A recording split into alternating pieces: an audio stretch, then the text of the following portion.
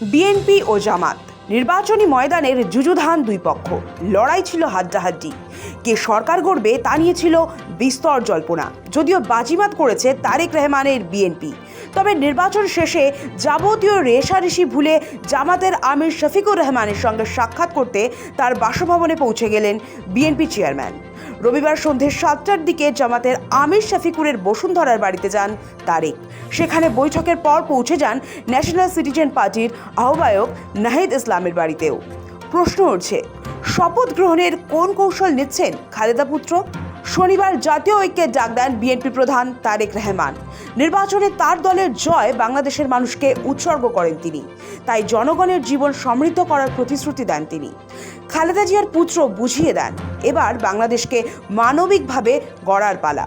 ঢাকার হোটেলের সাংবাদিক বৈঠকে নির্বাচনে অংশগ্রহণকারী বাংলাদেশের সব রাজনৈতিক দলকে অভিনন্দন জানান বিএনপি প্রধান।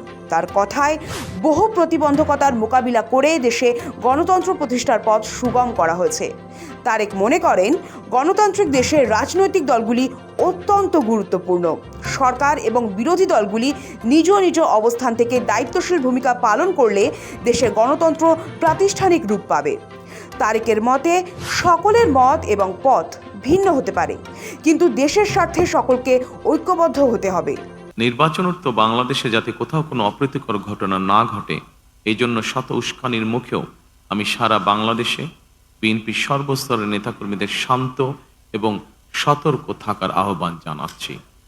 কোনো অপশক্তি যাতে পরিস্থিতির সুযোগ নিয়ে কোনো অপ্রীতিকর ঘটনা ঘটানোর সুযোগ নিতে না পারে, এজন্য নির্বাচনোত্তর নিরঙ্কুশ বিজয়ের অর্জনের পরও আমি সারা দেশে বিএনপি এবং জোটভুক্ত দলের সর্বস্তরের নেতাকর্মীদের বিজয় মিছিল বের করতে নিষেধ করেছিলাম।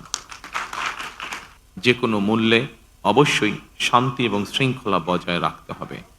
কোনো রকমের অন্যায় কিংবা বিয়ানি কর্মকাণ্ড আমরা বরদাস্ত করব না। দলমত, ধর্ম, বর্ণ কিংবা ভিন্নমত যাই থাকুক, কোনো অজুহাতে অবশ্যই দুর্বলের উপরে সবলের আক্রমণ আমরা মেনে নেব না। জনগণ বিএনপির প্রতি যে বিশ্বাস এবং ভালোবাসা দেখিয়েছেন, এবার জনগণের জীবন মান উন্নয়নের জন্য নিরলস কাজের মাধ্যমে জনগণের এই বিশ্বাস এবং ভালোবাসার প্রতিদান দিতে আমাদেরকে ঐক্যবদ্ধভাবে কাজ করতে হবে। মনে করা হচ্ছে, এবার সেই ঐক্যের বার্তা নিয়ে বিরোধী দলগুলির শীর্ষ নেতাদের সঙ্গে সাক্ষাৎ করেন তারেক রহমান। উদ্দেশ্য, সরকার চালানোর জন্য বিরোধী দলগুলির সহযোগিতা চাওয়া। রবিবার সন্ধ্যায় আমির শফিকুর রহমানের বাড়িতে জামাতের নায়েব আমির ডক্টর সৈয়দ আবদুল্লাহ মোহাম্মদ তাহের ও সহকারী সেক্রেটারি জেনারেল এহসানুল মাহবুব জুবায়ের উপস্থিত ছিলেন। অন্যদিকে তারেকের সঙ্গী হন বিএনপি মহাসচিব মির্জা ফখরুল ইসলাম আলমগীর। সৌজন্য সাক্ষাৎকালে শফিকুরকে পুষ্পস্তবক উপহার দেন তারেক রহমান। উভয় পক্ষের কি কথা হয়েছে তা অবশ্য জানা যায়নি।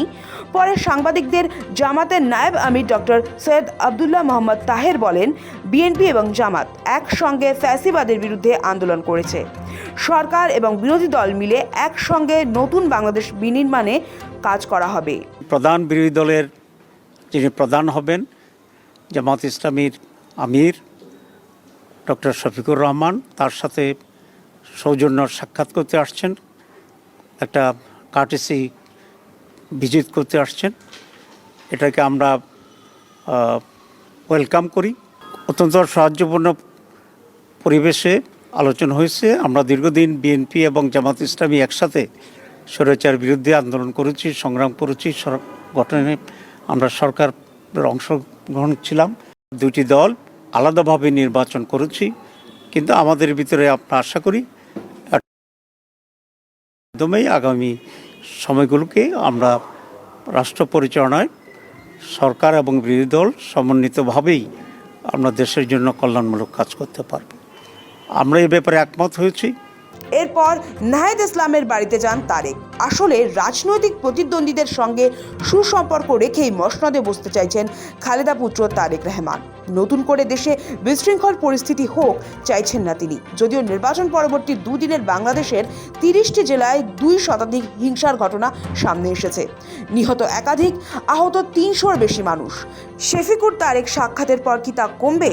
গত 12 ফেব্রুয়ারি বাংলাদেশের ত্রয়োদশ জাতীয় সংসদ নির্বাচনে 297টি আসনের মধ্যে বিএনপি এককভাবে 209টি আসনে জয়লাভ করে একক সংখ্যাগরিষ্ঠতা অর্জন করেছে। জোটের শরিকদের আরও 3টি আসন মিলিয়ে বিএনপি জোটের বর্তমান আসন সংখ্যা 212। দীর্ঘ 1.5 দশক পর এমন ভূমিধস বিজয় দলটির কর্মী সমর্থকদের মাঝে নতুন প্রাণের সঞ্চার করেছে। মঙ্গলবার বাংলাদেশের নতুন প্রধানমন্ত্রী হিসাবে শপথ নেবেন তারেক রহমান। ব্যুরো রিপোর্ট, সময়, কলকাতা।